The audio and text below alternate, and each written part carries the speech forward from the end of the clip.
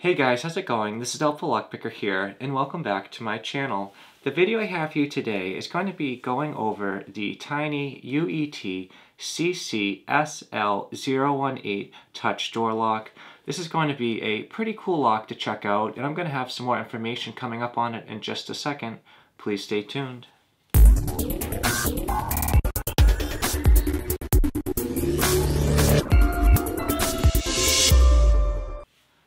Alright, so I'm eager to get this box opened up and see what the lock looks like firsthand, so let's start off with a quick unboxing.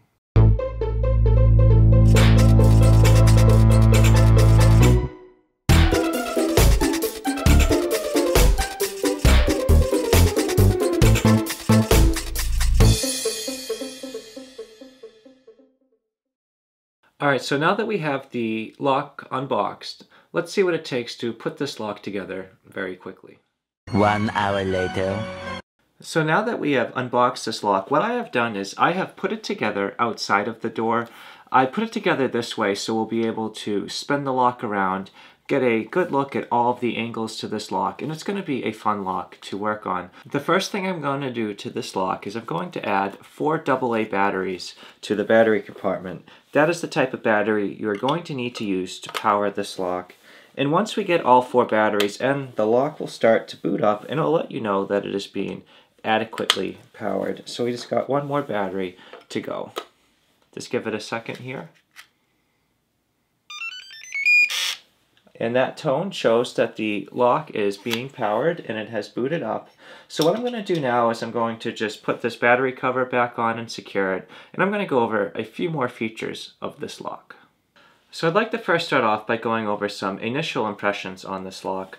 One thing I enjoy about it is when the lock is placed in the locked position, when you are on the non-secure side and you try to open it up, it is going to completely not interact with the latch. So this is going to make it so that the lock is going to be very difficult for someone to shim, and that's going to add a little bit to the security. So when you turn around the lock to the secured side on the back, you have the option to either make it on the open position or on the locked position. So when you switch it over to opened, you're going to hear that tone, and you're going to see that you're going to be able to get that latch opened right up.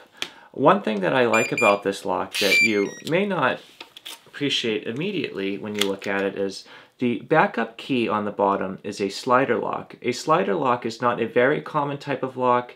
There are not a lot of great tools out there for it, and it's just not something you're going to run into very often.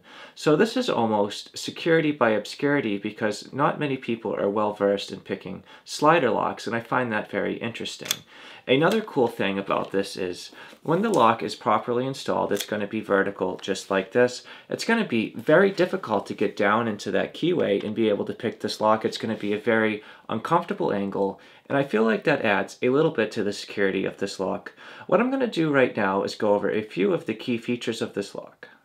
So what I'd like to do right now is go over some of the good and some of the bad of the TINYUET SL018 door lock. So this lock is a pretty cool lock, and as you saw in the intro, you can open it up 3 different ways. One you can do is use the key fob, and you can see that that opens the latch right up. The second way is going to be covering up the face of the keypad with your hand. That will light it up. You can type in your code and then hit the pound sign, and that will open up the latch. And then finally, you can use the keyway in the bottom and enter your key. This lock uses a slider lock type of lock, which is pretty cool because that is not very common. Not many people are very practiced in picking them, and that almost adds security because it is a little obscure. However, you're going to need to be careful with your keys because they are not going to be the easiest keys to get duplicated. But there are a few findings I'd like to discuss on this lock that I did not necessarily agree with. One is the manual is very difficult to use. If you're not very familiar with installing locks and you don't know all the parts, all the little hardwares, this is going to be a very hard lock for the average do-it-yourselfer to do. When you flip over to the back page, on page number 8, the only real instruction they provide you with on installing this lock is this exploded drawing. So you're going to need to look at this and try to figure it out for yourself, which can be a little bit of a daunting task. The next thing is this lock does not install very easily into existing residential doors. Initially I was going to put it on this door model here, and one thing you're going to notice is right here, most residential locks just have this circle here when you install the latch. But when you take a look at this lock, you can see that the latch is this really big rectangular shape. So in order to install this, I would have had to have gotten all of this wooden material out, and I would have had to destroy my wooden model, which I wasn't willing to do for just one video. So if you're going to be installing this on a residential door, you may need to do a little bit more work than you would expect. Another thing I'd like to critique regarding the manual is it's not very easy to follow when you are first installing the lock and trying to get all of the code set up. So when you read the first page, on page 2, you can see that the original unlocking password is supposed to be 123456. So when I go to do that, I am not going to be able to get the lock open. It gives me an error code. However, I can get it open with the key fob, which is very good.